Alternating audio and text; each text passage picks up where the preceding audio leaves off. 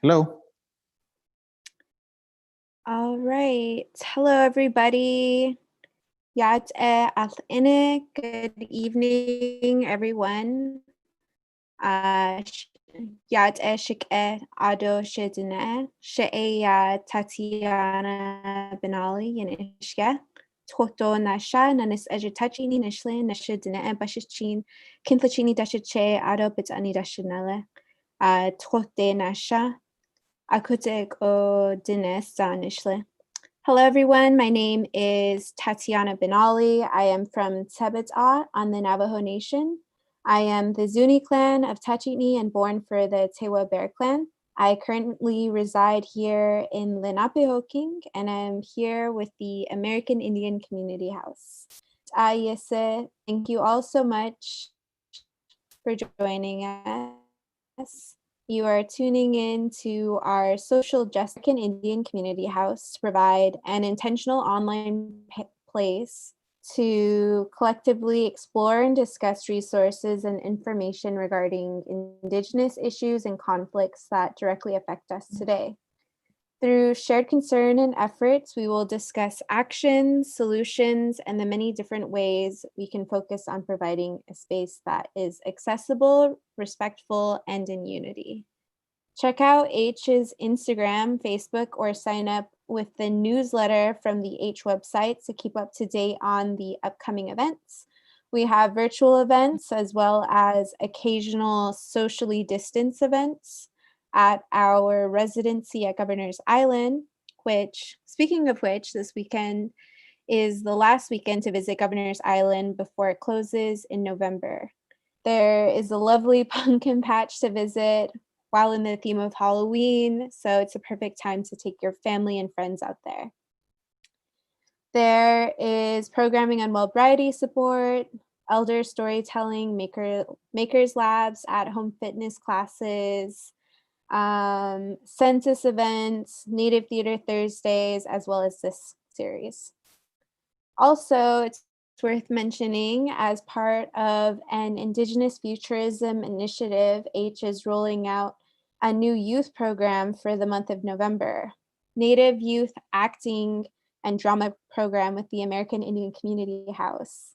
So if you know anybody between the ages of 8 and 20, they can join the first ever virtual Native Youth Program hosted by the American Indian Community House.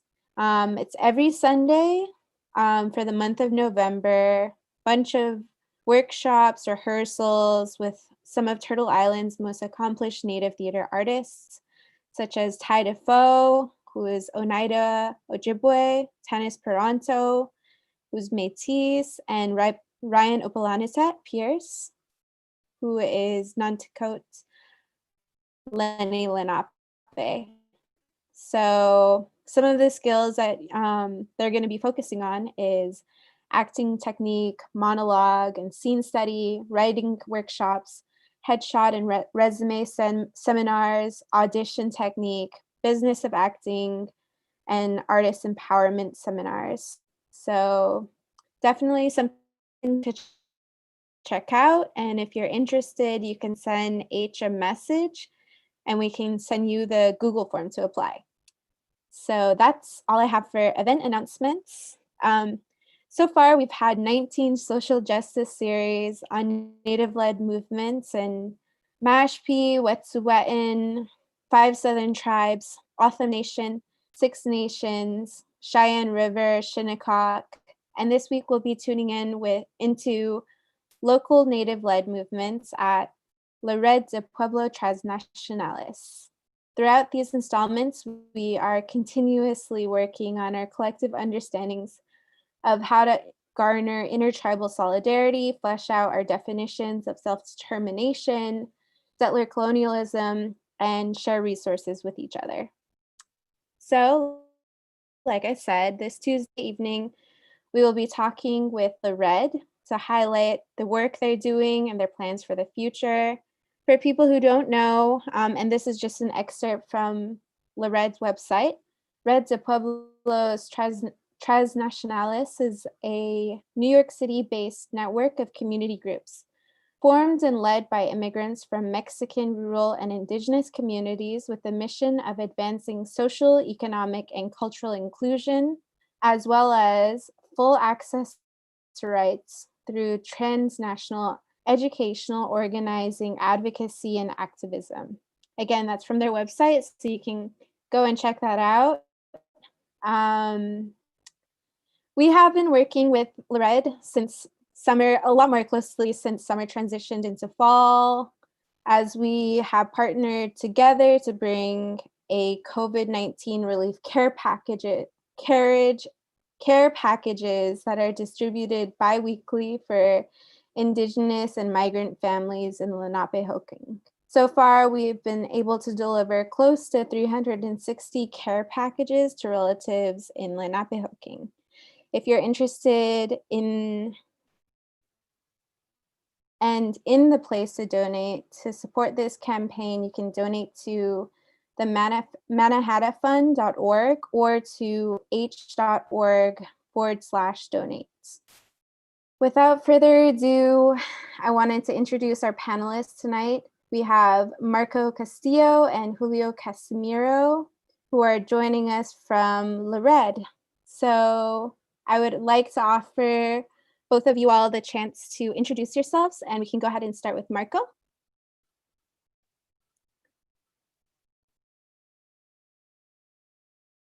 Hi, good evening. Thank you very much for the opportunity of sharing a few words with you all.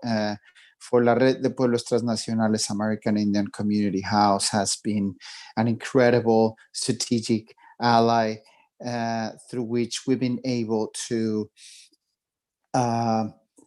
ensure that the fight for rights, for immigrant rights in New York, it's tied with the fight for cultural and human rights for all Native Americans. Let me just take a few words before Julio can explain a little bit more of the work that La Red does. I just want to say almost nobody acknowledges that the majority of immigrants coming into New York City from Latin America are from indigenous communities. Mexico is not an exception. If not, most of Mexican immigrants come from indigenous and rural communities. A large, very large percentage of Mexican immigrants in New York City speak an indigenous language. And the main reason for many Mexican immigrants to migrate to the US is because they have been culturally marginalized, economically marginalized from their work and traditional work as farmers because of commercial trades between Mexico and the US. So here in New York City, we've been fighting for recognition not only as immigrants, but as Native Americans, as indigenous people, as brothers and sisters who used to share this land without borders.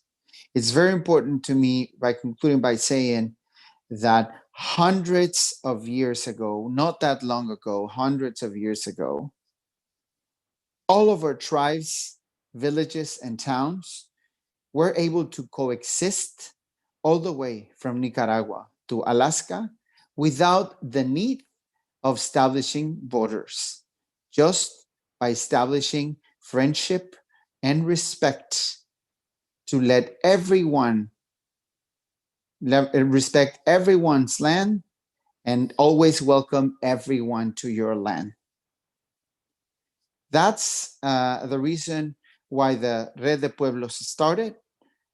I am part of the board, but my friend Julio here, it's one of the most important organizers of La Red de Pueblos, who work tirelessly with all his compañeros and compañeras in a bunch of projects that he can talk more about. Awesome. Thank you so much for those powerful words. And really feeling inspired and moved by that. So I'll hand it off to Julio now to introduce yourself and some of your background work, I guess. Hi, everyone. And first of all, I want to say thank you to the American Indian Community House for having me. Like Marco was saying, the La Red de Pueblos Nacional, the Transnational Villages, is an organization um, who has um, who has doing a lot of work during this not a month of years. Is recently kind of new in the system, but we are doing as much as possible in order to encourage our community to make sure that they're able to count in this country, to look themselves as another um, person, another human that has the rights as anyone who lives in this country. We have helped a lot of people in terms of um, knowledge of the situation of laws, also education, also teaching our new kids the new descendants of our culture, transmitting all the backgrounds and the roots that we're coming from. Myself as an organizer, me and my wife, we do too many things in order to help the organization with the community. Right now, at this point of the year, I'm pretty sure a lot of people knows that it's called the Day of the Dead, which is El Día de los Muertos, which stands for a tribute for all those people who has passed away in our lives, and those are passed away because of this pandemic. So we're doing like an altar, and with that, what we're doing is giving them like not a celebrating thing, but a respected admired for what they have done in this life, and remind them that they count so much in this life, and hopefully in the other life they're able to rest in peace. And this is a day to remember them as that as that they're not forgetting. We never forgot our loved ones that were with us in some point in our lives, and now they have passed to a better life. So on the 31st, we're going to be doing this altar with pictures of the loved ones that we lost. We're going to have also a lot of stuff that we serve on the altar. We like there's preference dish, the favorite dish that they used to eat when they were alive.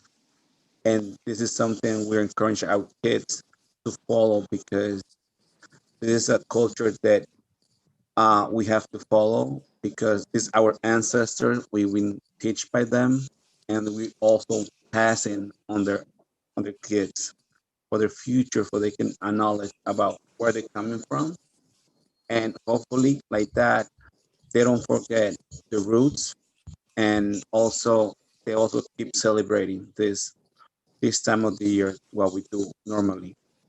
Also, what we do in our organization is to help the community, to trying to get as much as opportunities to have as any other American citizen, such as um, like a relief programs, like you guys have been helping us with the pantries, doing helping the community with giving the pantries for the past few weeks, helping out, and that's so much good to say from you guys. We're very thankful for you guys helping us out on this kind of situation, because a lot of people, they haven't had a chance to work because of the pandemic.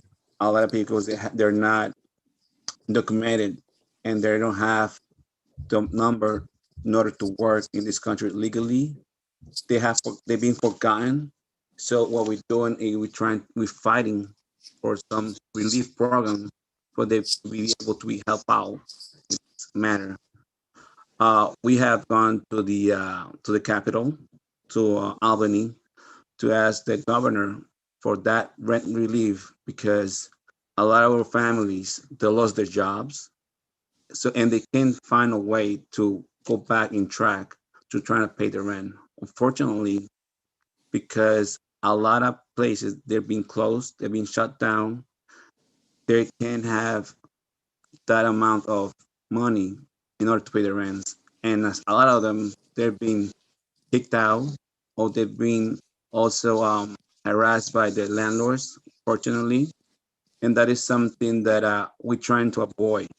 We're trying to avoid because it's the community that has provided so much to this country with the work. The only thing they like to do here in the country is to work to put that labor. They're all essential workers, and by this pandemic, they have lost so much, and there's no way that they're able to retain any relief program. Uh, the um, the government has put some relief programs to the air, but they put so many obstacles between in order for the community not to be able to reach all these kind of programs. So we have had more. We have done like um, marches. We have done also protests in order to help the community. We want to be heard because our community is asking for this relief. And in order for us to help them out is to keep fighting for this relief because they are really in need. And unfortunately, all this community have kids, they're legally Americans, and they never had that relief check that it was supposed to be provided because they're American citizens, but because the parents they don't have that, they don't have the status, legal status here. They were excluded, or because of that relief program. So it's something that is not too far, but we're trying to do our best in order to help them out. We're not gonna stop until we get all this program or help for our community because we are that hand of labor that never stops, even though there might be situation like now that they're struggling, but we don't stop. We're trying to do our best and we're trying to help as much as we can. So American Indian Community House has helped us out, and they came in the right time to help out because we need alliances like you guys in order to keep fighting for this kind of programs that we're asking to the governor to help us to deliver this relief to all our communities that are not getting it. So with your hand in our side, it's a tremendous help from you guys. And we're thankful for you guys being part of this help by providing pantries of food for the community. Um, Also, I want to say that alliance with you guys hopefully will help us in order to bring more organizations to us and also be part of this movement, part of this fight for the community that has been excluded of this help. So hopefully with your help and your alliance, we can be able to fight and get stronger and look for a better relief for the community that's been excluded all this time. It has been more than 6 months, and I see the community is struggling, and it's very sad because honestly, I don't see us. We don't see colors. We don't see races. We're all humans. We all have equal rights, and we all should be treated as equals as anyone. And I just want to say thank you for having me. And I don't know if I have something else to say, but I think I have said everything that I need to say. And hopefully, if any of you guys are willing to come from our workplace that we do all the workshops on the 31st, you're welcome to come and say hi, and see the altar that we're gonna be doing on that day. And we're gonna show you what are our little customs that we have in order to celebrate our loved ones that have passed away. And hopefully, you're going to be able to see what we are about, and hopefully we can work together more often and be a good force in the future against discrimination, and also we can be able to provide all the help for our loved ones that they really need. Thank you. Thank you. Thank you. That was very thorough. As far as like events go, would people go to your website for any updates on the events, or is it more of something that you would update on your Facebook? Yes, we're gonna be streaming live on the 31st. On that day, we're gonna be streaming what we're gonna be doing on the altar, what we're gonna be celebrating. Hopefully, you guys can log in and be able to watch our live streaming and be able part of that little feast for the deaf ones, because it's not a feast for the live people who are living right now. It's actually for our loved ones that have passed away. So we are celebrating their day, and hopefully you guys can be able to be part of it also. La Red de Pueblos in general is better at Facebook when it comes to posting events and promoting events. We're more active on Facebook, but yes, our website is also another good place to check out events that we have. Right, right. Awesome. Thank you so much. And for everybody tuning in on Facebook, if you're seeing this later, or on YouTube, you can find those links in the description or in the chat. It's www.pueblostransnacionales.org. And through that website, you can find a place to donate as well if you're in the place to donate. I had another question for both of you. H has been following the work that Loretta has been doing surrounding the evictions under Cuomo. I mean, housing is a very important issue, especially for Indigenous and migrant families, as it is tied to a larger theme of displacement. So it's really important, the work that you're doing to all of our relatives all over Turtle Island. So I was just wondering if you could talk a little bit about that.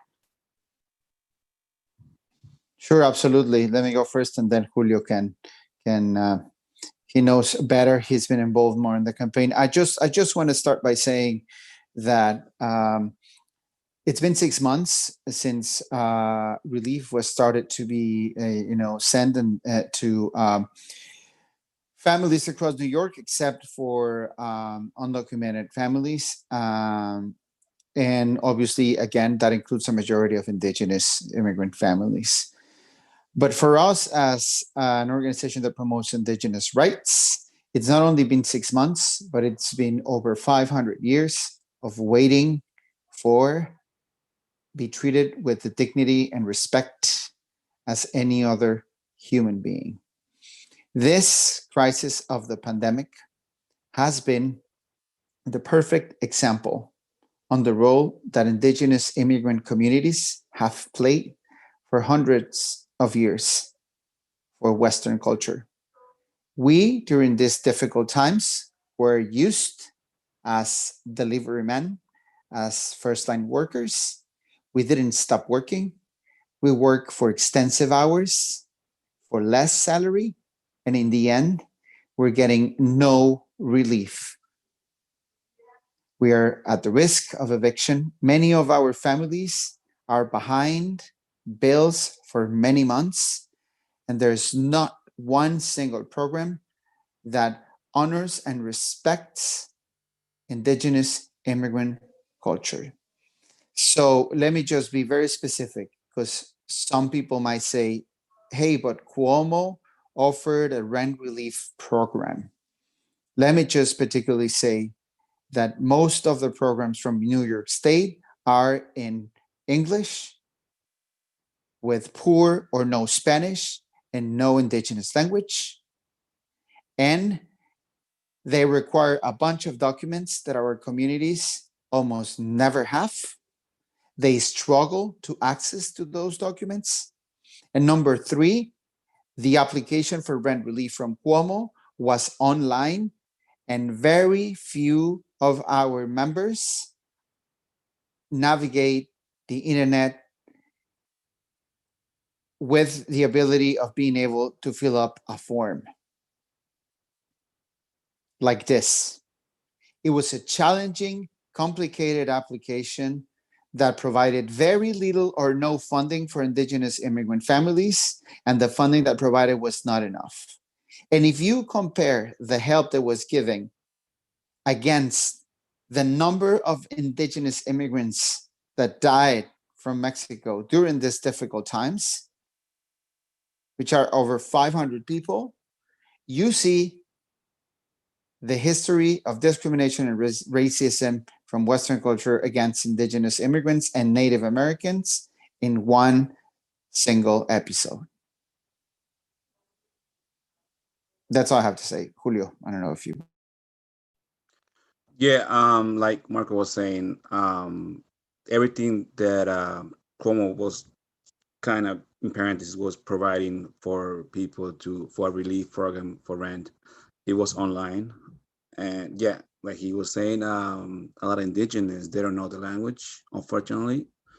It's very hard when you're in the country and you cannot speak the language, and also there's no way for you to provide someone that could be able to translate to you into your own native language, because online is not fair for people like indigenous.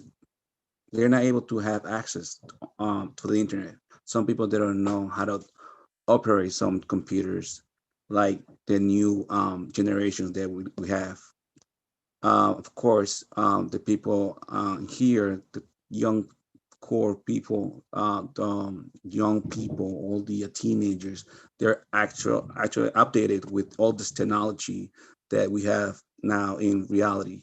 But these indigenous people, they come from rural places that have not even one phone how to use it, because the lack of the poverty they have lived in, they never have the luxury of having this kind of um, things in their hands. So this is all new for them, and they don't know how to operate any of this, not even a single phone. Now it's very hard for them to try and get a relief program.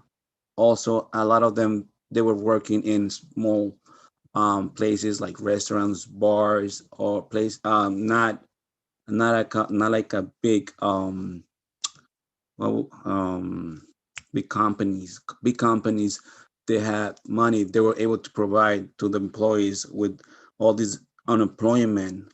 But this indigenous community, they have work in small markets, small places, small restaurants. And so since they locked down the restaurant, they weren't able to provide for their employees who got lost their job because of the pandemic. So with that loss, those small restaurants, they're not responsible for our people for losing their jobs. Probably those owners were able to look for their own benefit with their with some document they were able to process to the government to get some money back in order for them to get a relief. But for the workers who got lost their job, they never did anything about it, because they're going to look out always for themselves first instead of for the employees, because all the employees, they were undocumented, and there was no way for them to provide them um, a, a number that they were paying taxes, because unfortunately they don't have it, and because of that they were excluded. um, all that relief program that Cuomo did, it was part of it for the controlled rent, which Muslim are by regular people, Americans that live in those buildings with rent control. None of our people live in any of those buildings with rent control because they ask for so many paperwork, and unfortunately, our community don't have that paperwork. They can't fill any form because they don't know the language first, and they don't have all the documents with them in order to get any kind of those apartments. If they live in an apartment, it's because they're being held by other families to get a place to live. But those apartments who have rent control is far, far from their reach. So it's very hard for our community to get any help because they don't have all the documentation they are needed for them to fill out all the forms. Besides of that online thing of filling out all everything online, it's hard for them to do any kind of those things if they don't have someone that is able to provide any help. So in order for them to try to get some money from the government, it's very far for them to see that happening. And Cuomo hasn't done anything easy for them to get any access for it. Now, also for our health, they don't have so many programs for health programs such as insurance. Now they're providing insurance for New Yorkers, but also our people can be able to get into those insurance because of lack of documented, not too many documentation, not so much information. They cannot speak the language.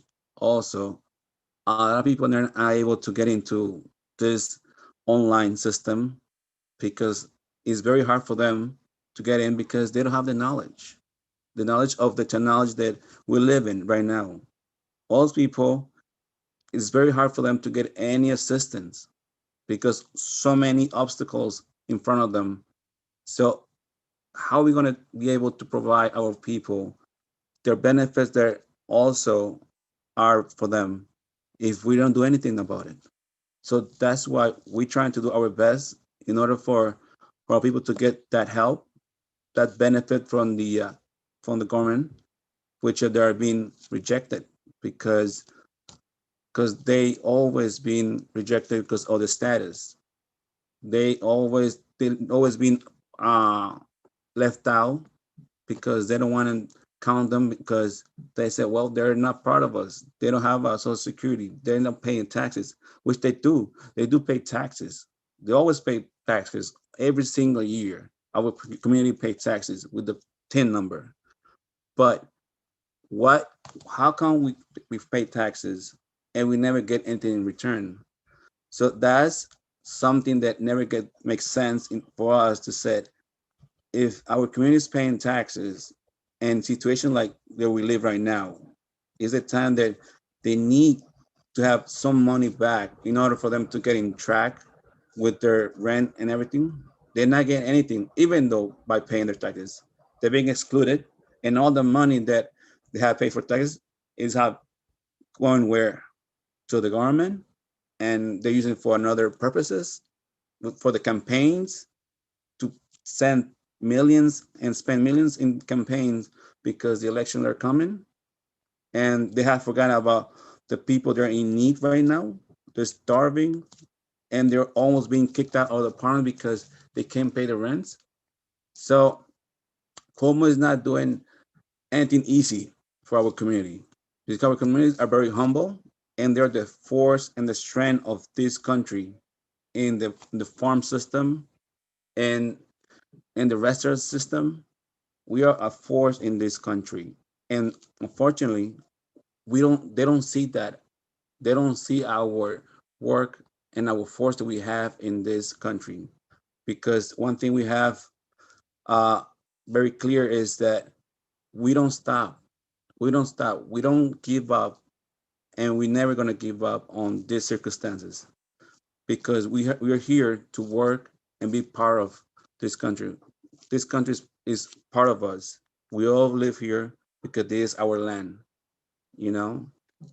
we don't see this as a country. We see this as a land that belongs to us, because the Native Americans, our community, our indigenous have lived for years and centuries in this land, and it's very sad that have been excluded all this time, and the time that they needed the most.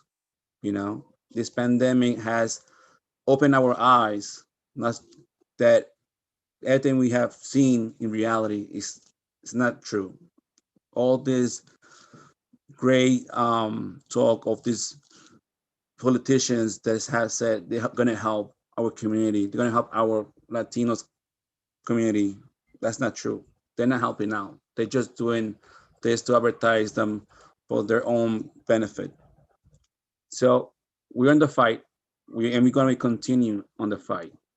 Hopefully, our people keep fighting, and more will be able to join us for this fighting for the benefit of the community, for our indigenous, for the whole people that are being left out, and they are right now in big need. So hopefully everything change, and you guys be part of us and help out in everything that you can, because we are very grateful to have you guys on board, and hopefully we can keep working together. Thank you so much. I think everything you said is so spot on, and the community house really enjoys our partnership that we've been working on, and the work that we've been doing with the COVID relief effort as well. It's been very rewarding to see our relatives get, things that they need. And I also wanted to kind of look back into LaRed's history and maybe talk a little bit about how that was formed. I think I remember reading on the website that it wasn't initially formed in Lenapehoking, but in Mexico. And I was wondering if you could talk a little bit about that and how it's transitioned to here, and maybe a little bit about how, if there's still communication there, or how that's working cohesively, because to me that's really exciting, because it connects us further when we're doing this work, to nations across the way. Thank you, Tatiana. Let me just start by saying La Red de Pueblos, or Transnational Villages Network, has its origin indeed in Mexico. Approximately 20 years ago, a group of folks in a small indigenous village in the state of Tlaxcala came together and tried to reflect on the reality that we were living in our communities, and we discovered and identified that families were suffering, families were grieving, because families have been torn apart, divided, because of government policies that resulted in international migration to the United States. Initially, mostly women started to look up for ways in which they could, restructure, rebuild their communities, and create conditions for those who are abroad to come back and invest in their communities and be able to return and be again with their with their families in communities of Mexico. So that's the first stage of the project. It was called the Indigenous Migrant Families Community Center in the state of Tlaxcala. But then it evolved as a first group of women from indigenous communities that came to the US as ambassadors of these projects in Mexico, looking for their loved ones in the US, in New York specifically, trying to find ways in which they could have them look back into Mexico, reflect, and think about ways that we can connect, stay connected, have the new generations here in New York not forget about their traditions in Mexico, not forget about their land in Mexico.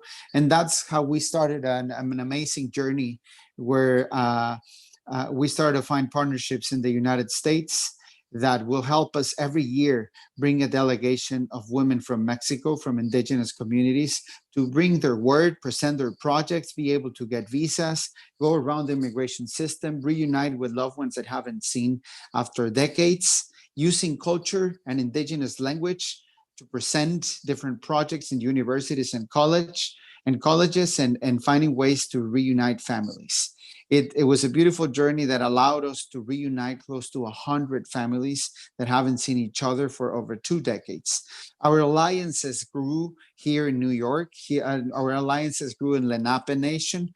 And after several years, the migrants here in Lenape started to be much more engaged, involved, and interested in preserving and maintaining and fighting for their culture here in Lenape Nation, and that's in Turtle Island, and that's why they decided to form the Transnational Villages Network.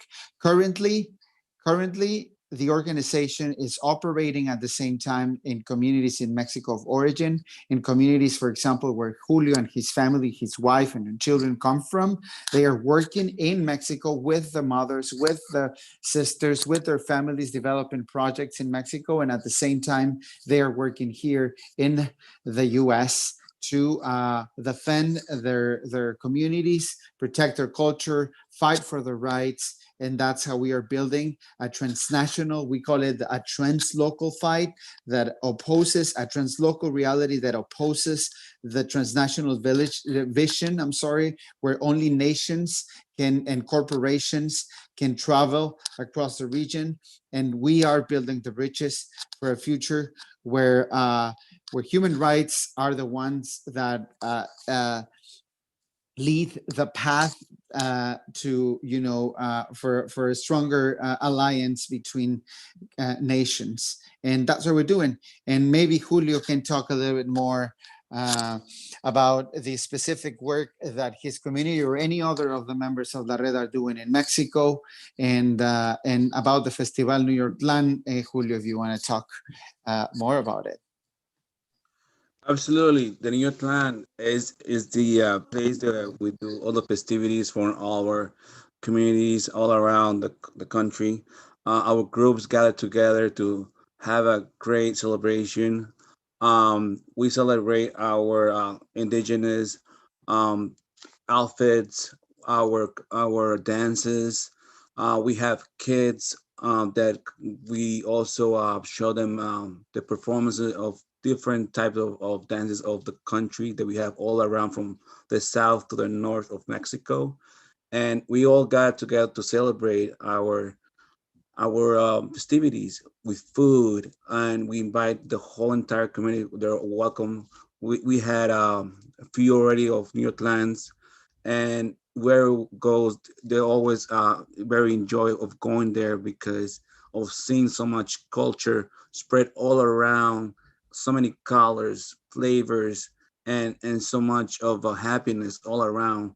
That's what we got together in order to us to celebrate our communities, our roots, our to our people that we here together and we never gonna be left out because like that celebrating together is a part of our culture, you know.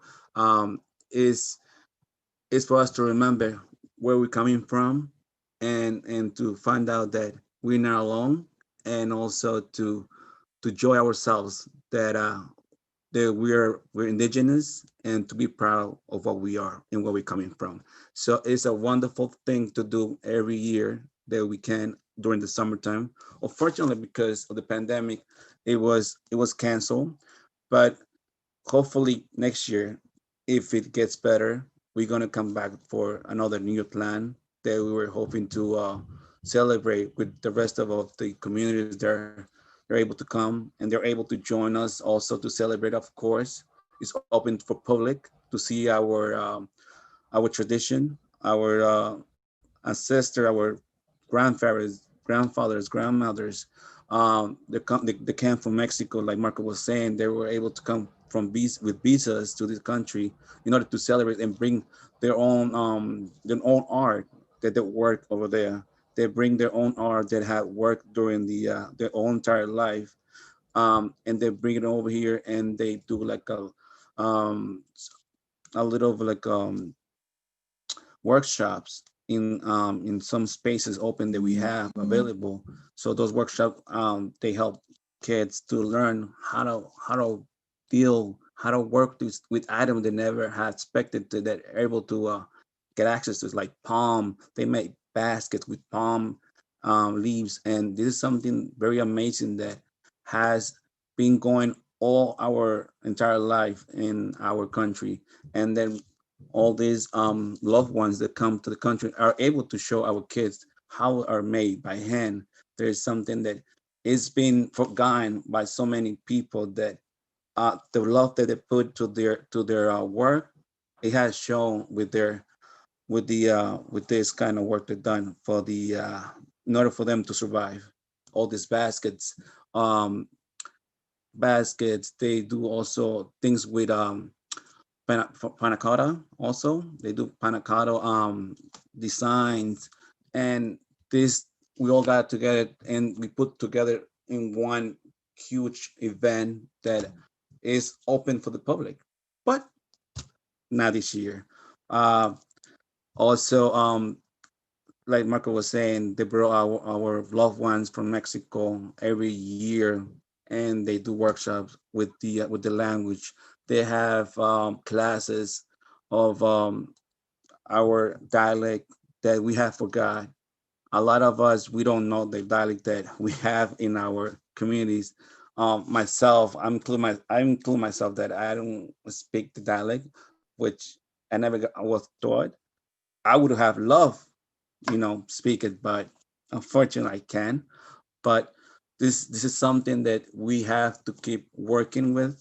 We have to show our kids that our our um our language, our dialect is so beautiful, and we have to pass it from generation to generation. So the work the Transnational Villages does is to try to make sure that our custom does not disappear, and we keep passing from generation to generation in order to keep, be proud of our where we're coming from, our roots. So it's something that we all do, and we should be proud and never forget, and always keep remember where we're coming from. So that's New Yorkland. New Yorkland is a big festivity for us, and something that we're always gonna be proud of, showing who we are, who we coming, where we coming from, and share it with you guys, and and everyone who wants to be part of it and wants to join and see us. Of course, they're all welcome, because we're here to be part of the whole entire society. We don't want to be excluded against anything. We want to be counted as anyone else and be part of you guys. And hopefully we'll be able to gather together and also celebrate, because the union of humans together in one festivity, it helps a lot tremendously, and shows the love and the respect for each other that we have, and we can transmit to other people that they're full of hate in the whole entire country, and that uniting cultures can become a big unite, and be able to unite the whole entire community and humans together. We can do something different in this nation. We can be more strong than we are. We don't see color. We don't discriminate, because what we do is we try to love as much as we can people, because love move move a lot of things. We create bridges. We create um a lot of things that are being left over. Like they said, if you cannot go to the mountain, let the mountain comes to you. So united, our forces, we can be so strong in this nation, and we can be able to live in a peaceful place. That's the way we should be, living in a very peaceful place that we can all live in harmony and not be able to see any violence or discrimination like what we're living right now in this time. But hopefully with time and a lot of work, we can be able to get over this and be able to reach our goals that we want to reach. Awesome. Thank you so much. I'm blown away by the history, and I'm like, dang, you guys should have a Lorette in every major city in all of Turtle Island, because it's such an amazing organization. We're getting pretty close to the hour, so I wanted to also just offer you some time if you had any lasting words for relatives in Lenape Hoking, or if you wanted to again announce the events that you have upcoming, that's more than welcome. For the people tuning in again, you can find more information on their Facebook page, as well as their website. And their website is Sí, hay que apagarlo, ¿no? Apagamos. Hold on one second. www.pueblostransnacionales.org, or you can go to their Facebook page at www.facebook.com/Pueblos Transnacionales. And you can find those links within the chat, or you can message us. But without further ado, I'll offer you some time to offer some closing thoughts. Thank you, Tatiana, and thank you, American Indian Community House, for the space. And I just would like to say something. La Red de Pueblos is an all-volunteer organization run and led by immigrants that come from indigenous or acknowledge their indigenous origin. We are indigenous communities that honor that we are not only workers, but we are also members of a cultural community, that we have a cultural background, and that migration is way more than just labor. It's a history of cultural oppression and cultural marginalization. And right now in Turtle Island, in the Nape, we are trying to live a new revival where indigenous immigrants feel proud of their culture and transmit that to their children. That's the work that we're trying to do. And for us, there's no better ally to do that than Native American brothers and sisters across the United States of America. And I believe that by working together, Native Americans and indigenous immigrants, we will be able to take this, the United States, Canada, Mexico, and the whole Latin America to a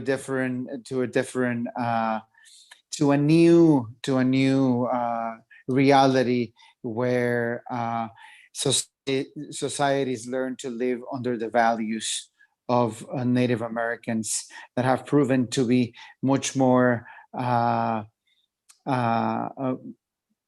sustainable than the Western form of living. For hundreds of years, Western culture has been trying to break indigenous culture by saying that we are behind, old, non-scientific.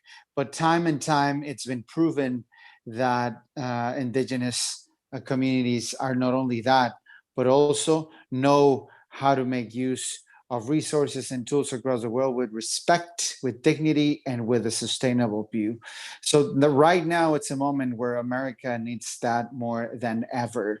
Right now, we have the most anti-Native American president in the US, and there's something that needs to get done about that. And after November 3rd, we need to work on building the Native American Indigenous Immigrant Alliance for the coming years and growing our festival and dreaming with seeing one day Native Americans hugging Indigenous immigrants or Indigenous families from Mexico visiting the United States. Thank you very much.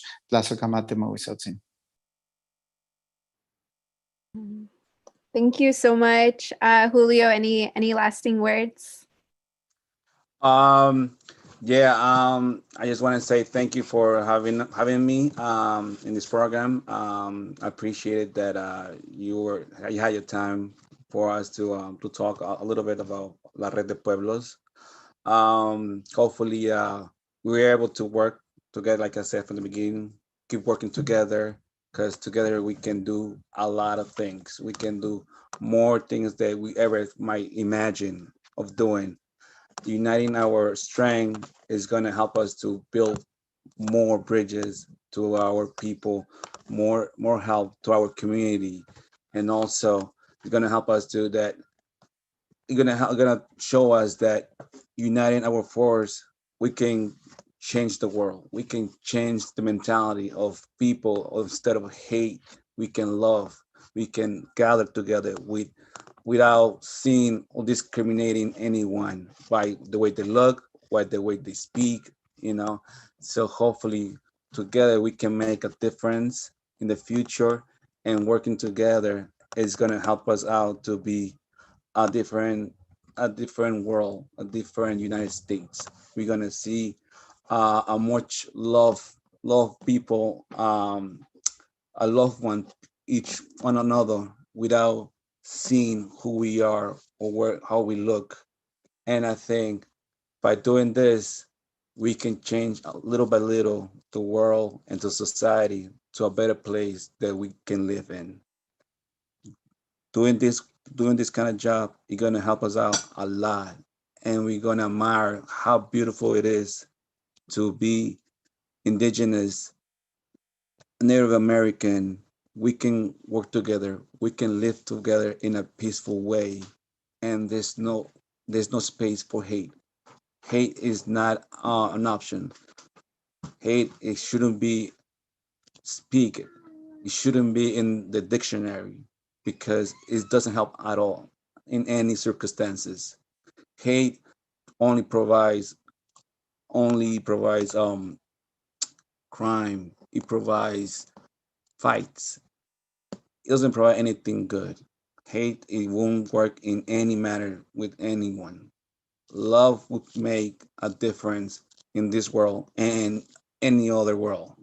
Love will help each individual human to make a difference, and us, we have to make a difference.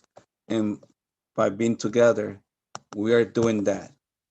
And step by step, we're going to be able to make American together. We won't see no separating of color or language. We can be together and live in harmony, because harmony will make such a huge difference in our communities. We can live together as any other culture. So being together is the most important thing, because it will help us as a human to be happy with each other and be able to gather together in any place and not see us in a different way. So thanks for having me. Hopefully we can be able to talk again soon. And thanks to you guys for all your help they have provided us. And American Indian Community House, go strong, always. Thank you so much. Ayese Kahet, thank you so much from the American Indian Community House. Again, for people tuning in, we have a partnership that is focusing on COVID relief efforts. And if you are interested in volunteering or donating to help continue these efforts, you can look on either of our Facebook pages to look for a form to either sign up or to volunteer, to donate, whatever you're able to do. So go ahead and follow La Red de Pueblos Transnacionales on Facebook, the American Indian Community House on Facebook as well for updates on that, for flyers, information, everything you need. And you can also message us on there as well if you can't find it. But thank you so much, everybody, for tuning in. Thank you so much. And I hope everybody has a great Tuesday evening. Grab some food. And thanks again to Marco Castillo and Julio for joining us tonight. And have a great evening. You too. Have a great evening to everyone. Thank you.